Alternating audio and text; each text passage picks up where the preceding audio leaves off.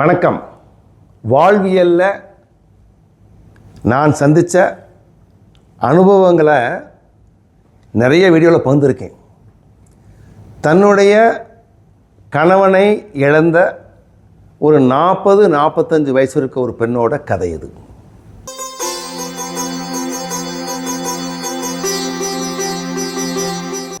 கல்யாணம் ஆனதுக்கு பின்னால் எல்லா உரையும் கட் பண்ணிடுச்சு. ஏன், என் கணவன், என்னுடைய குழந்தைகள், என் வீடு, நான் அப்படின்னு சொல்லி கணவனும் நல்ல பிஆர் ஒர்க்கு, பப்ளிக் ரிலேஷன் நல்லா வச்சுருப்பார். நிறைய நண்பர்கள், விதவிதமான நண்பர்கள், எல்லாரும் வீட்டுக்கு கூட்டு வருவார், டின்னர் கொடுப்பார், பேசுவார், பழக்குவார், ஒய்ஃபையும் பரிச்சயப்படுத்துவார். ஆனால் அந்த அம்மா யாருக்கிட்டையும் ஒட்டாதுங்க. பை சான்ஸு அவர் நல்லா இருக்கும்போது, உயிரோடு இருக்கும்போதே ஃபோன் பண்ணால் கூட உங்கள் நண்பர் ஃபோன் வந்து கூட சொல்லாதுங்க. என்னமோ ஒரு சைக்காலஜி. அந்த அம்மா தன்னுடைய கணவனை இழந்த பின்னால் ஃபிஷ் அவுட் ஆஃப் வாட்டர், துடிச்சு போச்சு. பணம் இருக்குது, பொருள் இருக்குது, ஆள் இல்லை.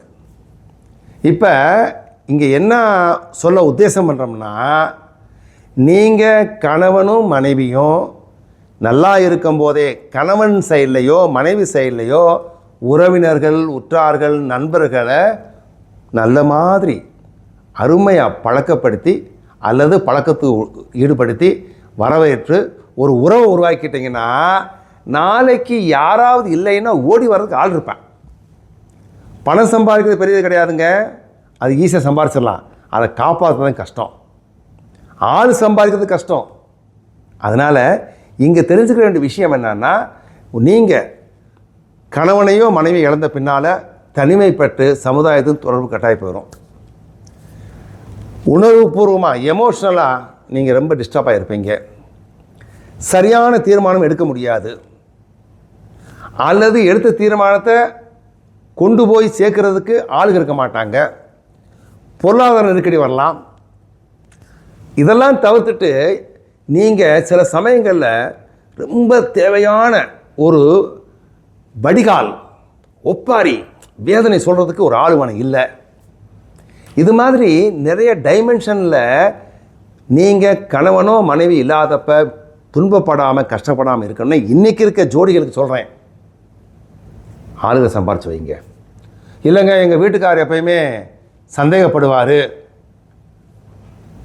இல்லை எங்கள் கணவர் எப்பயுமே சந்தேகப்படுவார், இல்லை மனைவியை போய் சந்தேகப்படுவாங்கன்னு சொல்லி நம்ம கதைகளை விடுறதுக்கு பதிலாக சந்தேகத்துக்கு இடமில்லாத ஒரு அருமையான உறவுகளை வளர்க்க முடியும் நம்மளால்.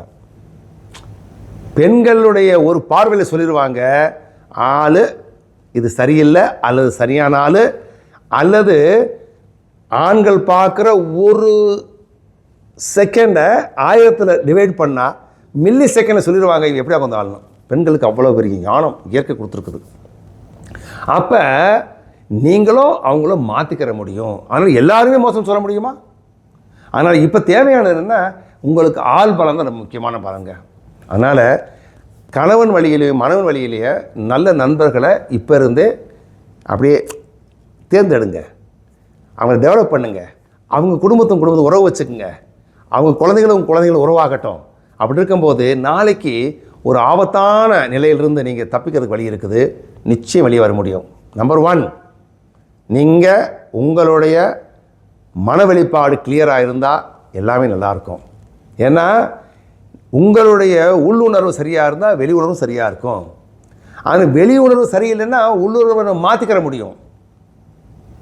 அதை புரிஞ்சுக்கிட்டு இந்த பதிவை பார்த்த பின்னால் உங்களோட டைரி எடுங்க, மொபைல் ஃபோன் எடுங்க, குறிங்க யார் நமக்கு வேண்டிய நண்பர்கள். என்ன செய்யணும்? 100 நண்பர்கள் அதில் 100 உறவினர்கள் இருப்பாங்க. அதில் டிக் பண்ணிக்கோங்க.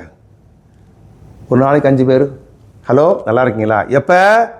ஒரு வேலைங்களா இருக்கும்போது. வேலைக்குமே இப்படி கூப்பிடுவோம்.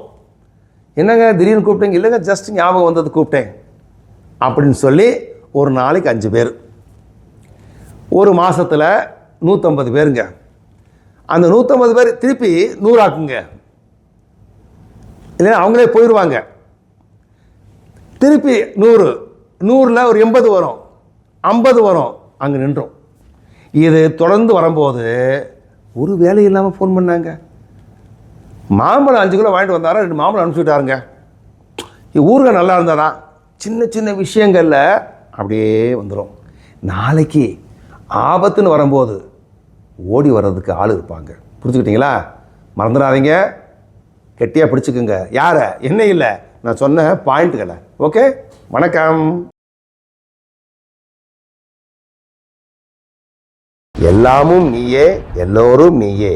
நல்ல விஷயங்களை பகிர்வது ஒரு தர்மம். பகிருங்கள். சப்ஸ்கிரிப்ஷன் பட்டனை அமுக்குங்கள்.